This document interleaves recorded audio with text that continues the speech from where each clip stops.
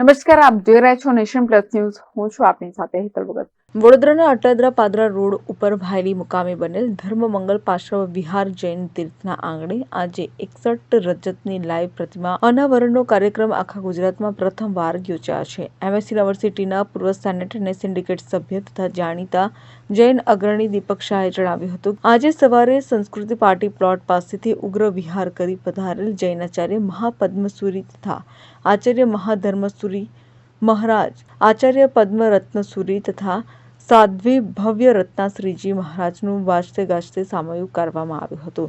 ત્યારબાદ મૃદુલાબેન શાંતિલાલ વૈદ્ય પરિવારના શ્રેયસભાઈ વૈદ્ય તરફથી પધારેલ સૌની નવકારશીનો કાર્યક્રમ યોજાયો હતો. આ દરમિયાનમાં આચાર્ય પદ્મ જયસુરી મહારાજે જણાવ્યું હતું કે મારી પાસે શરૂઆતમાં 2 થી 3 ચાંદીની પાર્શ્વનાથ ભગવાનની મૂર્તિ બનાવવા માટેની વિનંતી આવી હતી. પછી તેઓ 61 લોકો ચાંદીની મૂર્તિ ભરાવવા તૈયાર થયા હતા. આ ઐતિહાસિક રેકોર્ડ છે, જેમાં એક સાથે એક જ મંડપમાં એક જ દિવસે મૂર્તિનું લાઈવ અવતરણ યોજાયું હતું, એમ દીપકભાઈ શાહે જણાવ્યું હતું. આખા પ્રોગ્રામનું સંચાલન કરવા સુરતના સુવિખ્યાત અંકુરભાઈ શાહ જૈનમ ગ્રુપ પાર્ટી સાથે પધાર્યા હતા અને વડોદરાના બધા જૈન સંઘોના અગ્રણીઓ અજયભાઈ લાલી, વિકાસ શાહ સહિત મોટી સંખ્યામાં શ્રાવક શ્રાવિકાઓ જોડાયા હતા, એમ આચાર્ય મહાપદ્મસુરીએ જણાવ્યું હતું. આજે ભાયલી તીર્થ ખાતે અટલાદરા પાદરા રોડ ઉપર આવેલ સરસ મજાનું ધમ્મો મંગલ પાર્શ્વનાથ ભગવાનનું જિનાલય, પ્રાય કરીને આખા ગુજરાતમાં આટલી મોટી મૂર્તિ ક્યાંય નથી.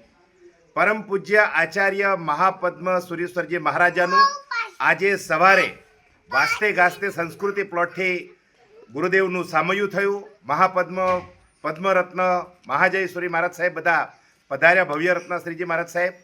આજે એક ઐતિહાસિક પ્રસંગ આ ભાયલી તીર્થમાં બન્યો.